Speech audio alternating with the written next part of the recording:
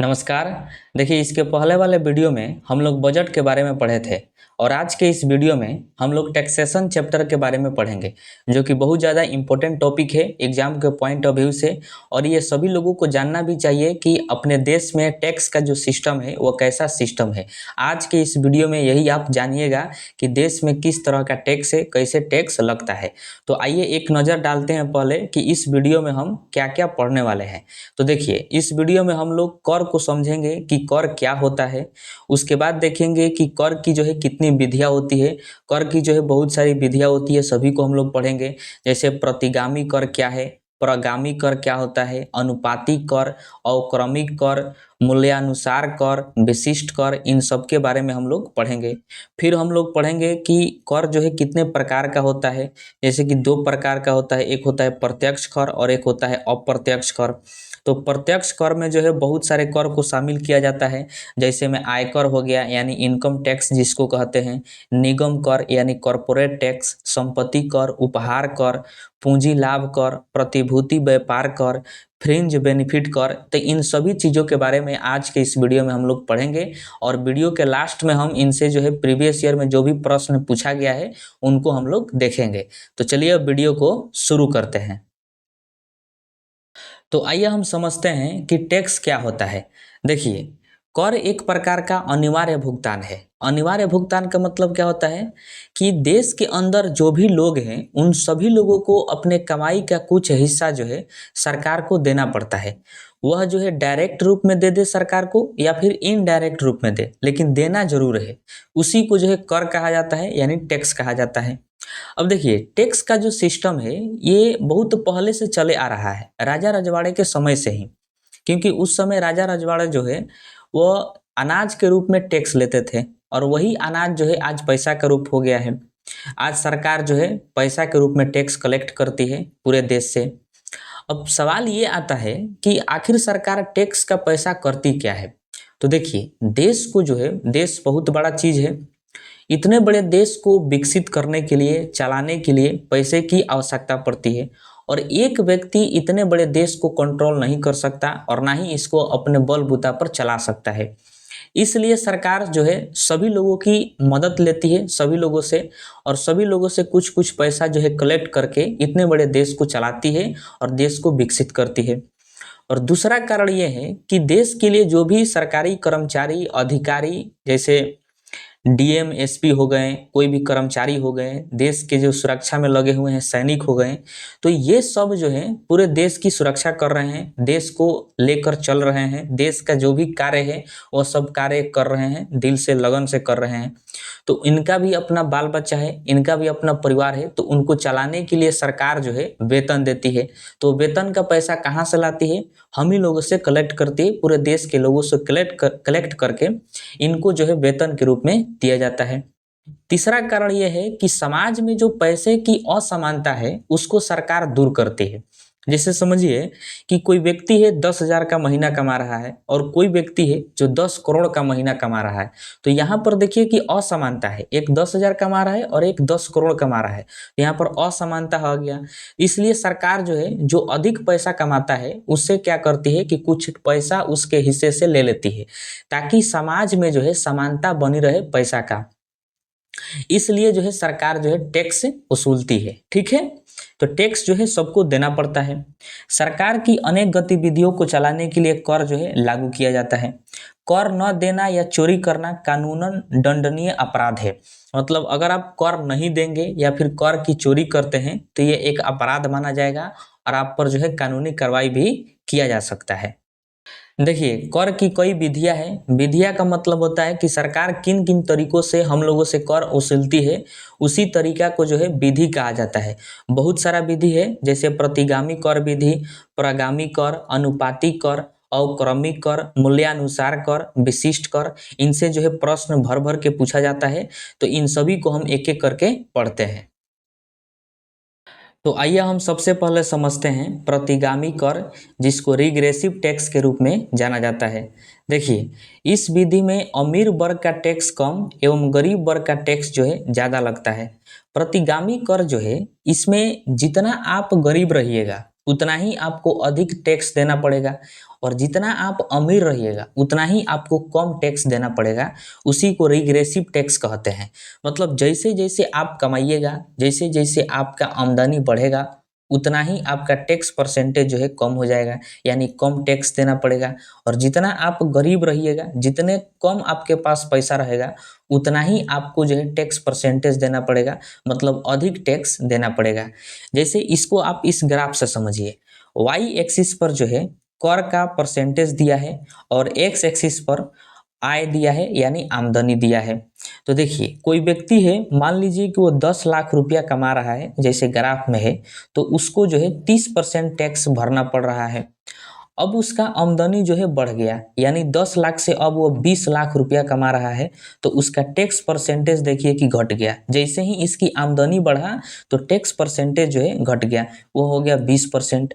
जब वो 30 लाख रुपया कमाने लगा और अधिक कमाने लगा, तो उसका परसेंटेज जो टैक्स का है और घट गया, यानी 10% हो गया। इस तरह जो है ये इसी को प्रतिगामी कर यानी रिग्रेसिव टैक्स के रूप में जाना जाता है। जितना आप अधिक कमाइएगा, किसी भी व्यक्ति का आमदनी जितना अधिक बढ़ेगा, उसका टैक्स जो है उतना ही कम हो जाएगा, परसेंटेज उसका उतना ही कम हो जाएगा। और जितना जो गरीब रहेगा उसका परसेंटेज उतना ही बढ़ता चला जाएगा।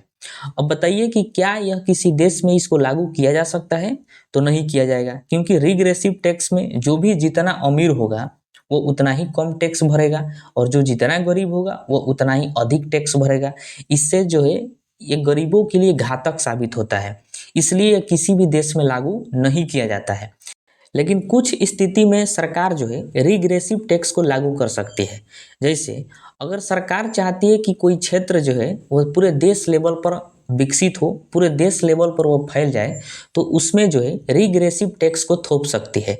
जैसे में डेयरी उद्योग, डेयरी उद्योग में क्या होता है कि ग्रामीण क्षेत्र के जो लोग होते हैं वो अपने मवेशियों का यानी गाय भैंस का दूध निकाल कर डेयरी उद्योग में लाते हैं, और डेयरी उद्योग वाला जो है उस दूध को इकट्ठा करके शहर में पहुंचा देता है।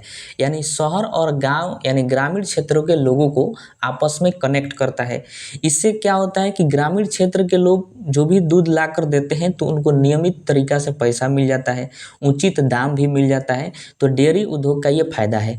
तो अगर सरकार चाहे कि डेयरी उद्योग को पूरे बढ़िया लेवल पर, पूरे देश लेवल पर उसको लागू करें, ताकि ये बहुत बड़े पैमाना पर ये ग्रामीण क्षेत्रों से दूध को इकट्ठा करे, तो उसमें क्या करेगी सरकार? रिग्रेसिव टैक्स को लगा देगी। रिग्रेसिव टैक्स जैसे लगेगा तो डेयरी उद्योग का जब आमदनी कम रहेगा, अच्छा डेयरी उद्योग का आमदनी बढ़ेगा कैसे? जब ग्रामीण क्षेत्रों से दूध इकट्ठा करेगी बहुत ज़्यादा, तो उसका आमदनी बढ़ेगा।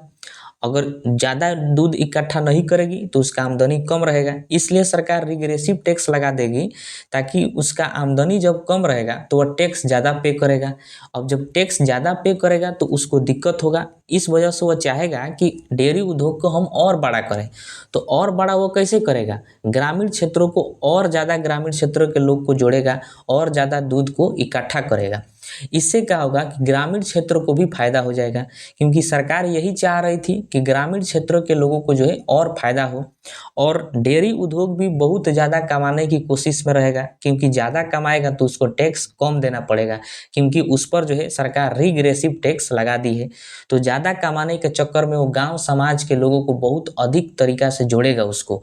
इसलिए जो है सरकार रिग्रेसिव टैक्स लगा देती है, अगर चाहती है सरकार जो है किसी क्षेत्र को विकसित करना हो तब। ठीक है,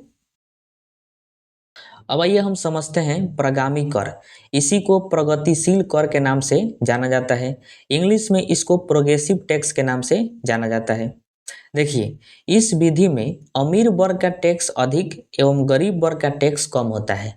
मतलब आप जितना अधिक कमाइएगा आपका टैक्स परसेंटेज उतना ही बढ़ता चला जाएगा, और आप जितना कम कमाइएगा उतना ही आप कम टैक्स दीजिएगा। उसी को प्रोग्रेसिव टैक्स के नाम से जाना जाता है। यह टैक्स का ऐसा विधि है जो आगे चलकर घातक होता है। अब इसको समझते हैं कि कैसे आगे चलकर घातक होता है। इस ग्राफ से इसको समझिए। देखिए मान लीजिए कि कोई व्यक्ति है जिसका आमदनी जो है 5 लाख रुपया है, तो वह जो है 10% टैक्स जो है पे कर रहा है। जब उसकी आमदनी 5 लाख से 10 लाख रुपया हुई, तब वह जो है उसका टैक्स परसेंटेज बढ़ गया, अब वह 20% जो है टैक्स देगा। और उसकी आमदनी बढ़ा और 15 लाख रुपया हो गया, तो अब वह जो है 30% टैक्स देगा। इसी तरह उसके आमदनी जैसे जैसे बढ़ेगा तो टैक्स परसेंटेज भी बढ़ता चला जाएगा। जब उसकी आमदनी 20 लाख होगा तो टैक्स कितना हो जाएगा 40%। जब 25 लाख वो कमाएगा तो टैक्स कितना हो जाएगा 50%। जब वो 30 लाख कमाएगा तो उसका टैक्स कितना हो जाएगा 60%। उसी प्रकार जब वो 50 लाख रुपया तक जाएगा तो उसका टैक्स जो है 100% हो जाएगा। यानी वह जितना कमाएगा उतना तो सरकार को ही दे देगा।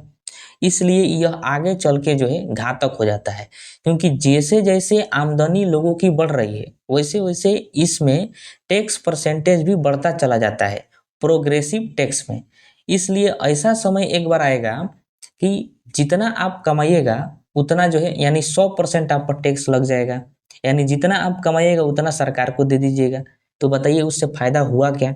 इसलिए यह जो है किसी भी देश में नहीं लगता है प्रोग्रेसिव टैक्स। ठीक है, तो इसको ध्यान में रखिएगा कि जितना पैसा बढ़ेगा, आमदनी बढ़ेगा, उतना ही यह टैक्स परसेंटेज जो है बढ़ता चला जाता है। ठीक है, अब आइए हम समझते हैं अनुपातिक कर। देखिए इस विधि में कर दर यानी टैक्स रेट स्थिर होता है। स्थिर रहने का मतलब एक स्थान पर फिक्स हो जाएगा टैक्स रेट, और आप कितना भी कमाइए आपको उतना ही परसेंटेज देना है। वो परसेंटेज ना बढ़ेगा और ना ही घटेगा। यानी आय में परिवर्तन से टैक्स रेट में कोई परिवर्तन नहीं होता है। आप कितनों कमाइए टैक्स जो है फिक्स है। जैसे इसको आप एक ग्राफ से समझिए कि इसमें मान लीजिए कि कोई व्यक्ति है जिसकी आमदनी जो है 10 लाख रुपया है, तो वह जो है 20% टैक्स दे रहा है। जब उसकी आमदनी बढ़कर 20 लाख रुपया हुआ तब भी वह जो है 20% टैक्स दे रहा है। अब उसकी आमदनी बढ़कर हो गया 30 लाख रुपया, अभी भी वह 20% टैक्स दे रहा है। यानी टैक्स जो है स्थिर हो गया है। अब वह 30 लाख से 100 लाख कमाए चाहे 1 करोड़ कमाए, वो 20% टैक्स देगा।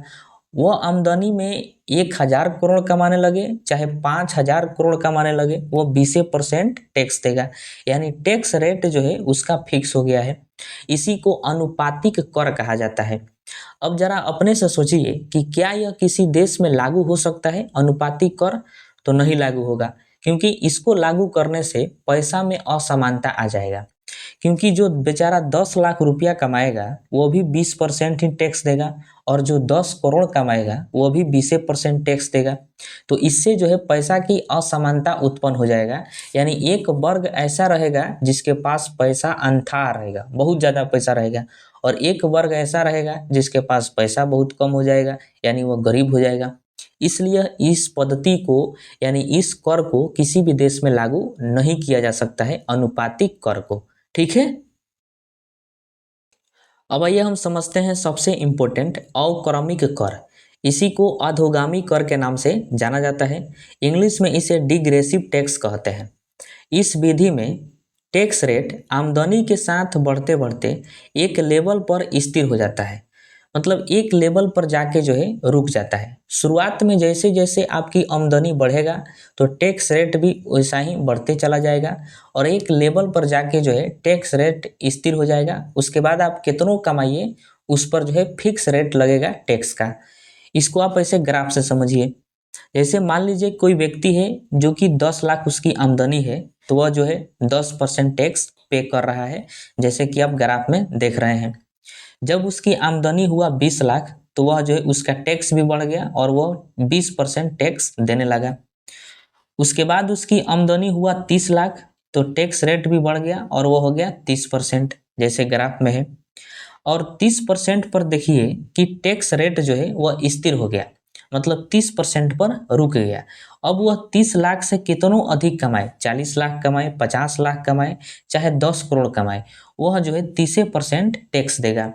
तो इससे जो है सबको फायदा हो जाता है, और यह सबसे बढ़िया टैक्स होता है। और यह भारत में आज के वर्तमान समय में डिग्रेसिव टैक्स जो है लागू है, क्योंकि आप जितना कमाइएगा उतना ही आपको टैक्स पे करना है। और इस आगे चल के जो है उस टैक्स रेट को स्थिर कर दिया जाता है। उसके बाद आप कितनों कमाइए, तो इससे जो है ना गरीब को दिक्कत होता है और ना ही अमीर को दिक्कत होता है। क्योंकि जो गरीब रहेगा तो वह गरीब की तरह जो है टैक्स को पे करेगा, और वह जैसे जैसे अमीर बनेगा तो उसका टैक्स रेट जो है कुछ समय के लिए बढ़ता रहेगा, लेकिन 30% पर जाके वो रुक जाएगा। उसके बाद वो कितनों कमाए 30% टैक्स देगा। इसलिए इससे जो है अमीरों को भी दिक्कत नहीं होता है और ना ही गरीबों को भी दिक्कत होता है। जैसे हाल फिलहाल में बजट को पेश किया गया तो एक नया टैक्स स्लैब दिया गया। उस टैक्स स्लैब को आप देख सकते हैं कि इधर जो है स्लैब दिया है और इधर रेट दिया है। इसमें कहा गया कि 0 से 4 लाख तक अगर आपकी आमदनी है तो आपको कोई भी टैक्स नहीं देना है, मतलब आपको 0% टैक्स देना है। अगर आपकी आमदनी 4 से 8 लाख के बीच में है तो आपको 5% टैक्स देना है। अगर 8 लाख से 12 लाख के बीच में है तो 10% टैक्स दीजिएगा। 12 लाख से 16 लाख है तो 15% टैक्स। 16 लाख से 20 लाख है तो 20% टैक्स। 20 लाख से 24 लाख है तो 25% टैक्स। और 24 लाख से आप कितनों अधिक कमाइए आपको जो है 30% टैक्स देना है। मतलब 30% पर आके टैक्स रेट जो है स्थिर हो गया। अब आप 24 लाख से कितनों अधिक कमाइए आपको 30% टैक्स देना है। तो इसमें आप क्या समझे कि शुरुआत में जो है टैक्स परसेंटेज को बढ़ाते गया, जैसे जैसे आमदनी बढ़ा टैक्स परसेंटेज भी बढ़ता गया, लेकिन 24 लाख के बाद जो है 30% हो गया। अब आप 30% पर इसको फिक्स कर दिया गया। अब आप 24 लाख से कितनों अधिक कमाइए आपको 30% देना होगा। तो इससे जो है अमीर भी खुश हो जाता है और गरीब भी खुश हो जाता है, क्योंकि शुरुआत में कम लगता है, आमदनी कम तो टैक्स कम, और जैसे जैसे आमदनी आपकी बढ़ेगी टैक्स परसेंटेज को बढ़ाया जाएगा और आगे चल के टैक्स रेट को स्थिर कर दिया जाएगा। इसलिए यह जो है सबसे उत्तम सबसे बढ़िया होता है डिग्रेसिव टैक्स, और ये आज के डेट में भारत में जो है लागू है। तो इसको ध्यान में रखिएगा कि भारत में कौन सा टैक्स अभी लागू है, तो अधोगामी कर को लगाया गया है। ठीक है, अब हम समझते हैं मूल्यानुसार कर और विशिष्ट कर। तो देखिए, जब टैक्स किसी वस्तु के कीमत पर लगे तो उसे एड वैलोरम टैक्स कहते हैं। मतलब जब भी किसी भी वस्तु के कीमत पर टैक्स सरकार लेती है तो उसको एड वैलोरम टैक्स के नाम से जाना जाता है। जैसे बिस्कुट हो गया, मोबाइल हो गया, टेबलेट हो गया, टीवी हो गया, कोई भी एलजी कंपनी का कोई भी टीवी हो गया, तो इन सब के जो है कीमत पर टैक्स लगता है। जैसे बिस्कुट हो गया तो बिस्कुट का साइज पर टैक्स नहीं लगता है कि कितना बड़ा बिस्कुट है, छोटका बिस्कुट है कि बड़का बिस्कुट है, उसके कीमत पर जो है टैक्स लगता है। उसी प्रकार मोबाइल हो गया, टेबलेट हो गया, तो मोबाइल कितना बड़ा है, टेबलेट कितना बड़ा है, टीवी कितना बड़ा है, इस पर टैक्स नहीं लगता है, उसके कीमत पर लगता है कि वो उसका दाम कितना है, कीमत कितना है। तो उसी को जो है एड वैलोरम टैक्स के नाम से जाना जाता है। उसी प्रकार होता है विशिष्ट कर यानी स्पेसिफिक टैक्स। जब टैक्स कीमत पर न लेके वस्तु के वजन या फिर आयतन पर लिया जाए तो उसे विशिष्ट कर कहते हैं। मतलब जब वजन पर और आयतन पर लिया जाता है, जैसे पेट्रोल हो गया, तो बताइए पेट्रोल पर जो टैक्स लिया जाता है तो क्या इस आधार पर लिया जाता है कि पेट्रोल को गिराएंगे तो कितना दूर में छितराएगा, इस पर नहीं लिया जाता। उसके आयतन पर लिया जाता है कि आप 1 लीटर पेट्रोल लेते हैं कि 500 लीटर पेट्रोल लेते हैं, तो उस आयतन पर टैक्स लिया जाता है तो उसको विशिष्ट कर कहते हैं। उसी प्रकार शराब हो गया, तो शराब पर जो है उसके आयतन पर मतलब वजन पर टैक्स लिया जाता है कि कितना लीटर शराब है, उस पर टैक्स लेते हैं, न कि उसके आयतन पर। ठीक है, तो उसी को विशिष्ट कर के नाम से जाना जाता है। तो इन सभी पॉइंट को आप ध्यान में रखिएगा। अब आइए हम आगे पढ़ते हैं। अब देखिए, टैक्स के प्रकार को समझने से पहले आपको 2 पॉइंट समझना जरूरी है, एक कारापात और दूसरा काराघात। तो आइए इसको समझते हैं। कारापात को इंग्लिश में इंसिडेंस कहते हैं। जिस व्यक्ति पर टैक्स लगाया जाता है उसे कारापात कहते हैं। मान लीजिए कि मेरे पर टैक्स लगा तो मैं जो है कारापात हो गया यानी इंसिडेंस हो गया। एक होता है काराघात, इसको इम्पैक्ट कहते हैं। जो व्यक्ति टैक्स देता है उसे काराघात कहते हैं। मतलब जो टैक्स को पे करता है उसको जो है काराघात कहा जाता है, और जिस पर टैक्स लगता है उसको कारापात कहते हैं। ठीक है, अब आइए हम देखते हैं टैक्स के प्रकार को। देखिए, कर जो है 2 प्रकार का होता है। एक होता है प्रत्यक्ष कर यानी डायरेक्ट टैक्स, और एक होता है अप्रत्यक्ष कर यानी इनडायरेक्ट टैक्स। इस वीडियो में हम लोग प्रत्यक्ष कर के बारे में पढ़ेंगे। जो भी इम्पोर्टेंट चीज़ है एग्जाम के पॉइंट ऑफ व्यू से उन सभी चीज़ों को हम समझेंगे। जो भी प्रश्न पूछे जाते हैं उन सभी को हम लोग देखेंगे। अप्रत्यक्ष कर के बारे में अगले वीडियो में हम लोग पढ़ेंगे। जो इसके बाद वीडियो आएगा उसमें जो है इनडायरेक्ट टैक्स के बारे में सब कुछ उसमें जानकारी रहेगा। ठीक है, तो इसको आप दिमाग से निकाल दीजिएगा। केवल आपको फोकस करना है प्रत्यक्ष कर पर यानी डायरेक्ट टैक्स पर। ठीक है, तो देखिए, वैसा कर जिस व्यक्ति पर आरोपित किया जाता है उसी से वसूला जाता है तो उसको जो है डायरेक्ट टैक्स कहते हैं। मतलब मान लीजिए कि मेरे पर टैक्स लगा और मैं ही उस टैक्स को चुका दिया, मतलब किसी दूसरे का सहारा नहीं लिया और ना ही किसी दूसरे पर मैंने थोपा, ना ही किसी दूसरे से लिया, मैं ही चुका दिया, तो उसको जो है डायरेक्ट टैक्स कहते हैं यानी प्रत्यक्ष कर के नाम से जाना जाता है।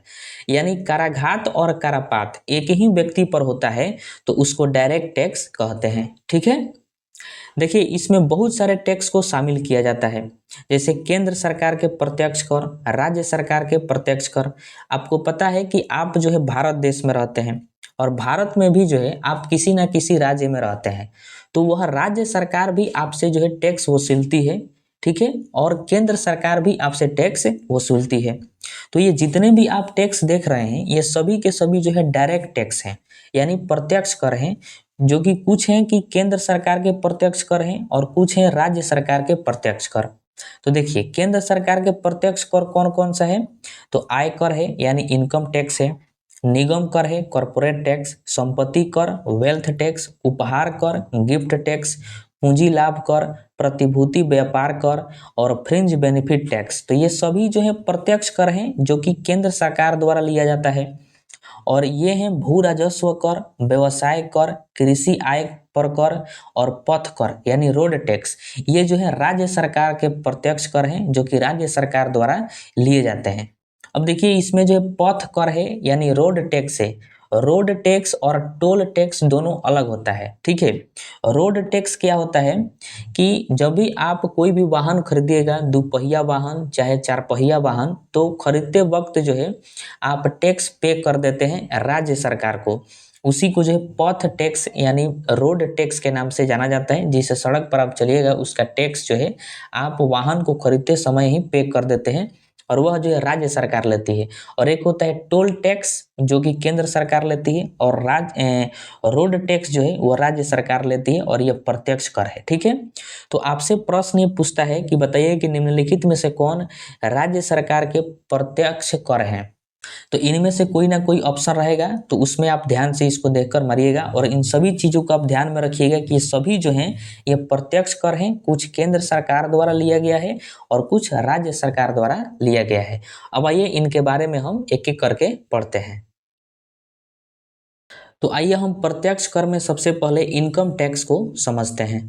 देखिए, वैसा प्रत्यक्ष कर जो किसी व्यक्ति द्वारा वेतन, व्यापार या व्यवसाय से प्राप्त आय, ब्याज से प्राप्त आय या फिर किसी प्रकार के लाभ पर लगता है तो उसको इनकम टैक्स कहते हैं। देखिए, इनकम टैक्स जो है जिस व्यक्ति पर लगता है उसी व्यक्ति को देना होता है, इसलिए इसको डायरेक्ट टैक्स के नाम से भी जाना जाता है। इनकम टैक्स बहुत बढ़िया चीज़ है देश के विकास के लिए, देश को विकसित बनाने के लिए। अगर आप एक लिमिट से अधिक कमाइएगा तो आपको जो है इनकम टैक्स देना पड़ता है।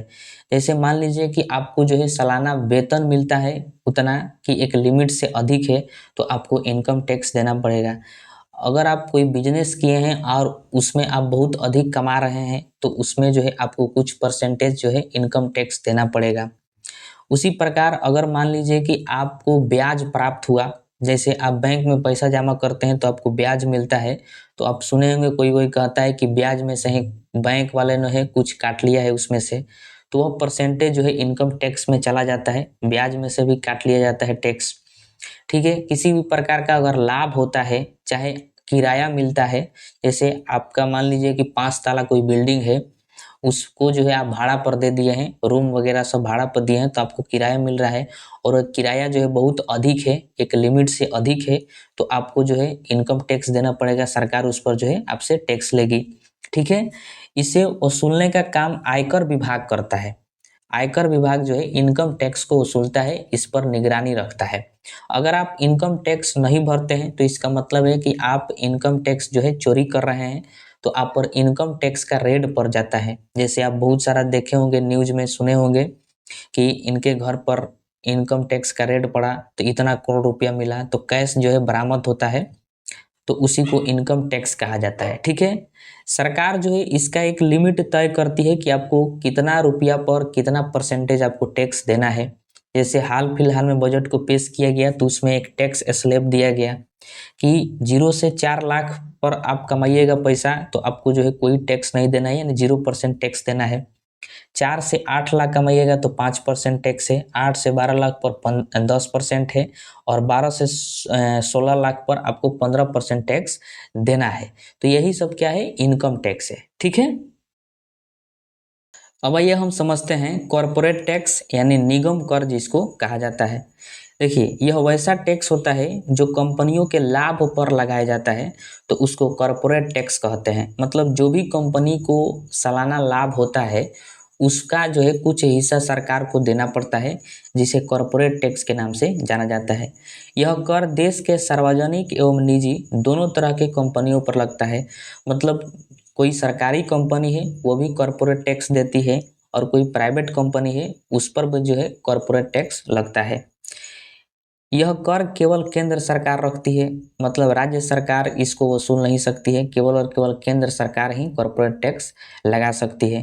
कंपनियों को अपने मुनाफे का 25% देना पड़ता है।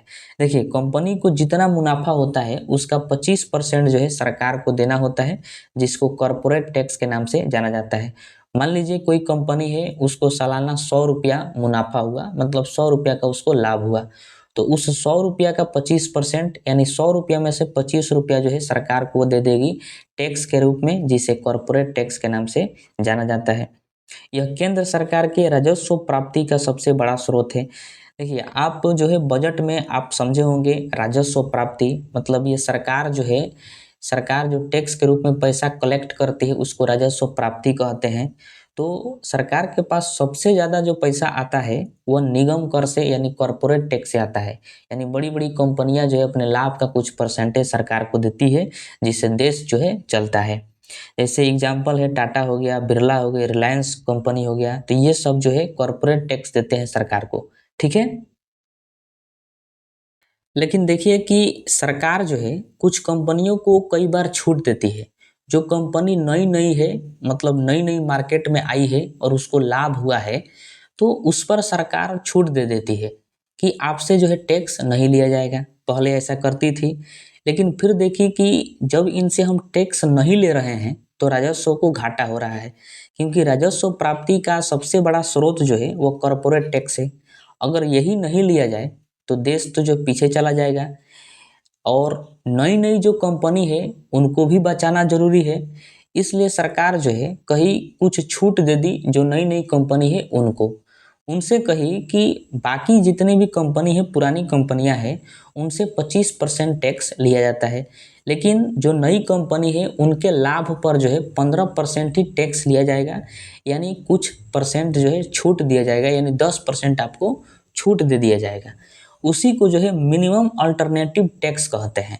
यानी कुछ कंपनियों को सरकार जो है कॉरपोरेट टैक्स में छूट देती है, बाकी जो कंपनी है 25% टैक्स देती है अपने लाभ का, और कुछ कंपनी ऐसी है जो अपने लाभ का 15% टैक्स देती है, और यह उसी कंपनी पर लगता है जो नई नई कंपनी है, जिसको मिनिमम अल्टरनेटिव टैक्स यानी मैट के नाम से जाना जाता है।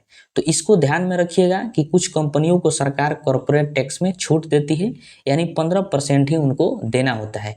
बाकी जो कंपनी है उनको 25% टैक्स देना होता है कॉरपोरेट टैक्स के रूप में। ठीक है, अगला है संपत्ति कर यानी वेल्थ टैक्स। संपत्ति से प्राप्त लाभ पर लिया गया टैक्स संपत्ति कर कहलाता है। यह शुद्ध संपत्ति पर लगता है। शुद्ध संपत्ति का मतलब क्या हुआ कि आपका सभी देनदारी हटा दिया जाए, उसके बाद जो संपत्ति बचता है तो उसको जो है शुद्ध संपत्ति कहा जाता है। उसी पर जो है संपत्ति कर यानी वेल्थ टैक्स लगता था।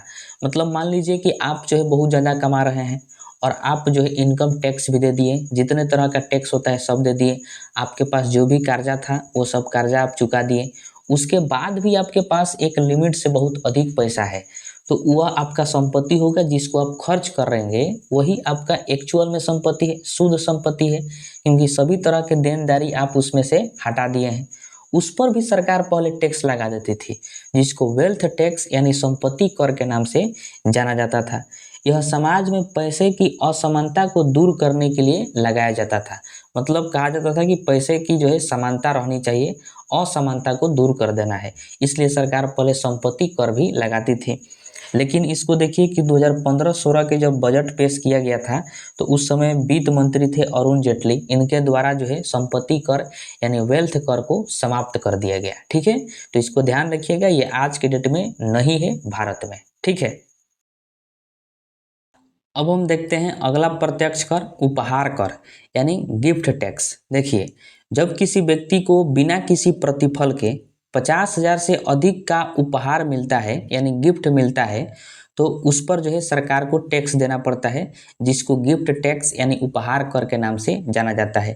देखिए, जब भी आपको कोई गिफ्ट देता है यानी इनाम देता है, तो आपको जो है बिना किसी कार्य के बदले देता है, तो उस पर जो है अगर वह 50,000 से अधिक का है इनाम कोई, गिफ्ट कोई, तो उस पर सरकार आपसे टैक्स लेती है, और वह टैक्स जो है 30% होता है। इसको ध्यान में रखिएगा।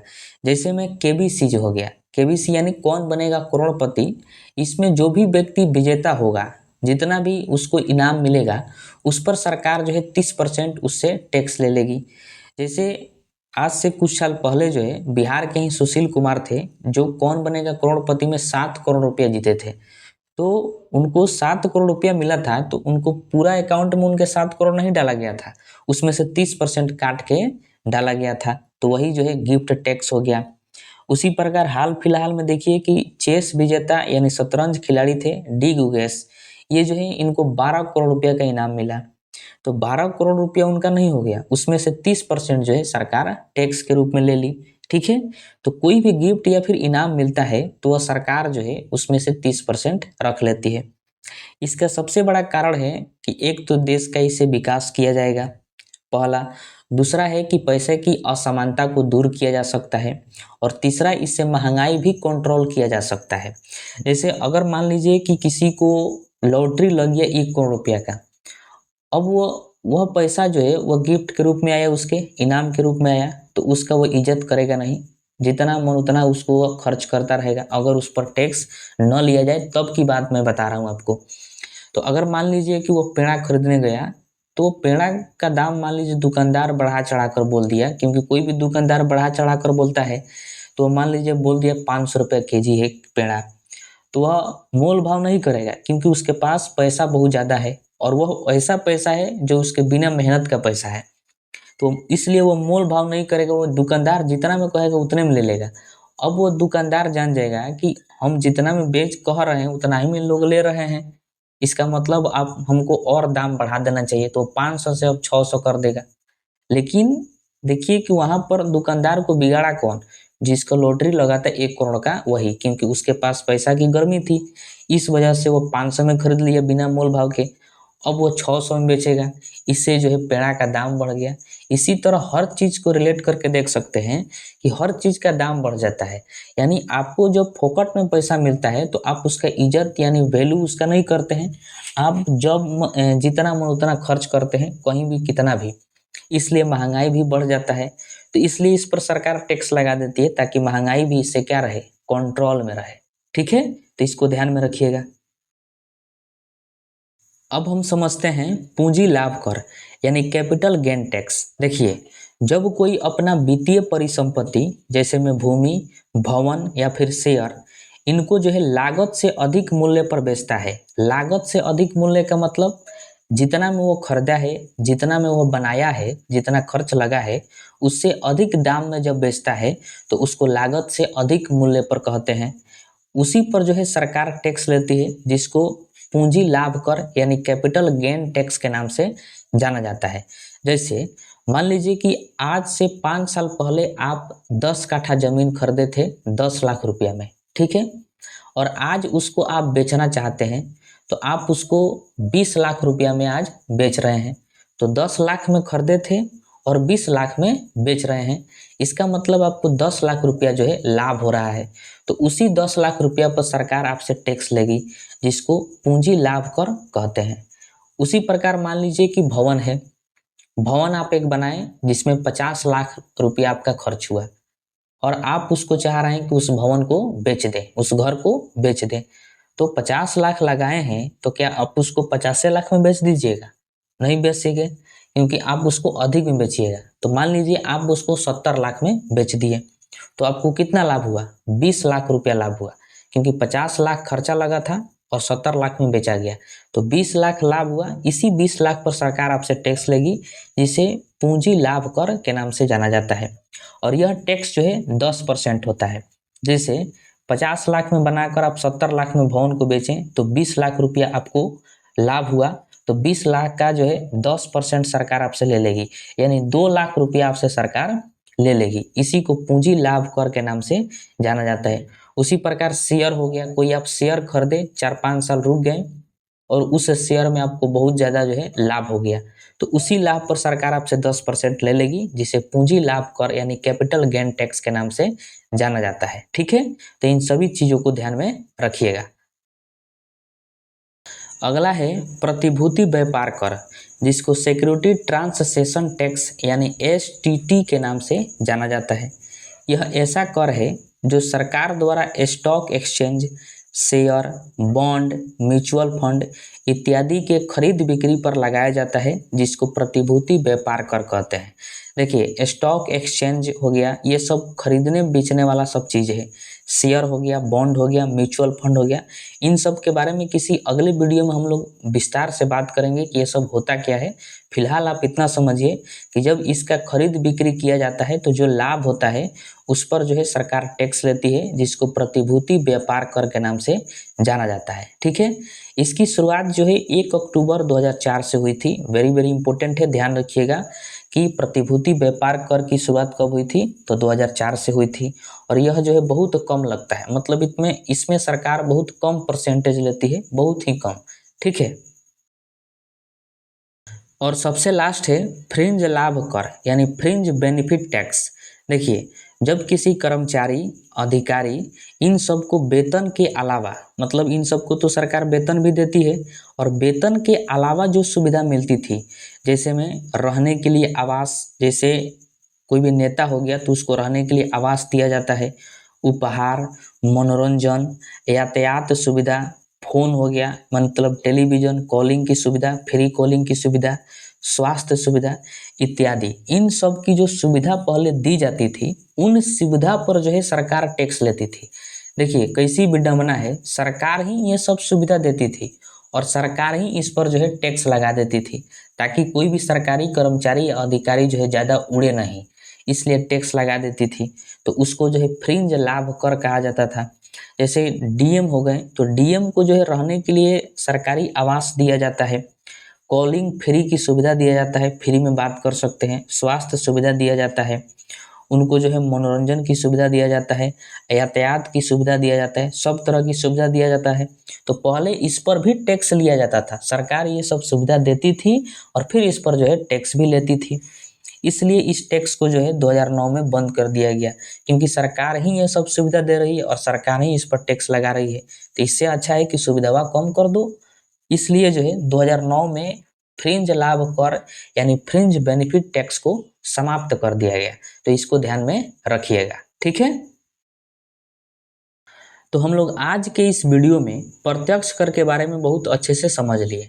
अगले वीडियो में हम लोग अप्रत्यक्ष कर के बारे में पढ़ेंगे, जिसमें जो है GST वगैरह के बारे में पढ़ा जाता है। तो अब आइए हम इम्पोर्टेंट क्वेश्चन को देखते हैं जो एग्जाम में पूछा गया है और आगे भी इसे पूछे जाने की संभावना है। तो देखिए, पहला प्रश्न है कि निम्नलिखित प्रत्यक्ष करों में से किस कर से सरकार को अधिकतम राजस्व की प्राप्ति होती है, मतलब किस कर से सरकार को जो है अधिक टैक्स प्राप्त होता है, अधिक पैसा प्राप्त होता है। तो इसका राइट आंसर हो जाएगा ऑप्शन नंबर ए, निगम कर।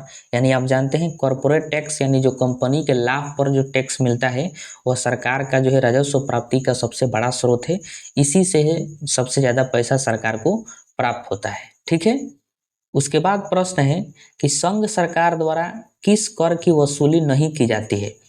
मतलब बताना है कि केंद्र सरकार जो है कौन सी कर नहीं वसूलती है इसमें से। तो देखिए, निगम कर तो है सरकार, केंद्र सरकार ही लेती है। सीमा शुल्क जो है केंद्र सरकार लेती है। आयकर यानी इनकम टैक्स केंद्र सरकार ही लेती है। कृषि भूमि पर आयकर ये जो है राज्य सरकार लेती है, क्योंकि आप शुरू में ही देखे हैं कि राज्य सरकार द्वारा प्रत्यक्ष कर उसी में था, कृषि भूमि पर आयकर जो कि राज्य सरकार लेती है। ठीक है, तो इसका right answer option number B हो जाएगा। अगला प्रश्न है कि निम्नलिखित में से कौन सा कर भारत सरकार द्वारा नहीं लगाया जाता है। मतलब बताना है कि जो भी चार ऑप्शन दिया है इसमें से कौन ऐसा कर है जो भारत सरकार नहीं लगाता है। तो देखिए, सेवा कर, सीमा कर और शिक्षा कर, ये तीनों जो है भारत सरकार द्वारा लगाया जाता है, यानी केंद्र सरकार लगाती है।